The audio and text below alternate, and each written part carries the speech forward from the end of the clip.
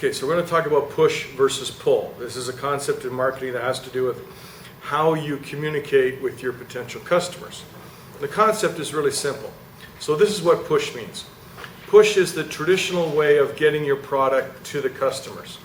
So in a push type of scenario, the person who makes the product, let's say potato chips, will contact the national wholesaler distributor, who will then in turn contact individual stores, who will then contact smaller stores, and then you walk into the store and you see a coupon that says potato chips 25% off, and you walk out of the store and buy the product. So you're pushing it through the system. That's why they use that slang expression, push. So in that process, the person who comes up with a new product has to convince their distribution channel to accept it, and they may or may not. So in the example of potato chips, for example, this little video is being made in the fourth week of July. So Caravan is coming up. So let's say we wanted to have jerk chicken flavor potato chips. Right? So what are some existing flavors of potato chips? Barbecue, right? We have salt and vinegar. We have even tandoori flavor. We have ripple cut, all these different types. So let's say you came up with the concept of jerk chicken flavor potato chips. So what you do is you contact the big national wholesaling distributor and you say, this is this new potato chip that we have. What do you think of it? And if they said to you, no, because our stores who are selling the existing chips are perfectly satisfied with the product selection and they don't want to give up shelf space for some new flavor that's untested or untried, you'd be stymied. What would you do next? So if you couldn't push it through the system, what could you do? The answer is pull. So the way pull works is you ignore the distribution system, you use social media and mass advertising and other things like that to try to give that message out to the individual customer. So you pull it through the system. So here's how it happens.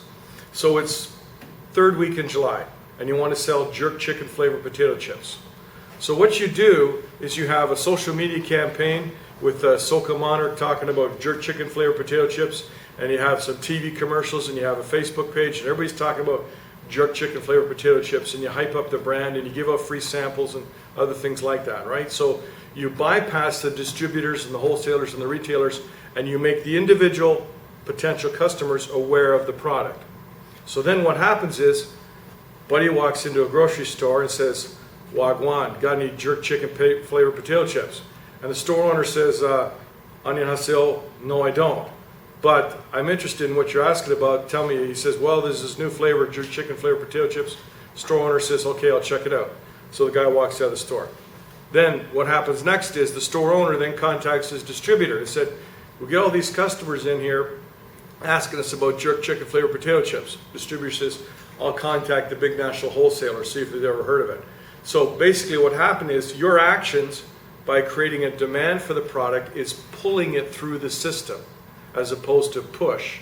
So you can see TV commercials like this.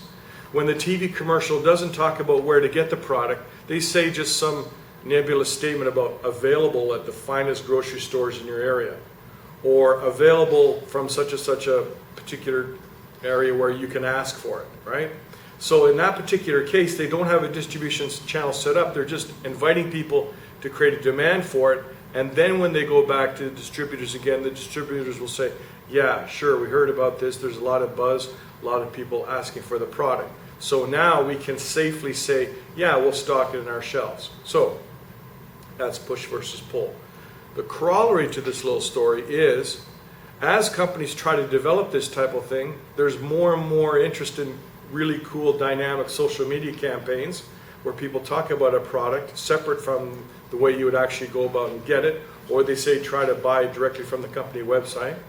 And the other part of it too is an increased demand to know about the habits and buying practices and the payment methods of customers, which leads to more detail about what customers do, which leads to more profile information related to privacy issues and other things like that, because as they try to select whether they're going to use a Facebook campaign or YouTube channel or Twitter feed or whatever, they need more information about customers. So that's part and parcel of this whole push versus pull thing.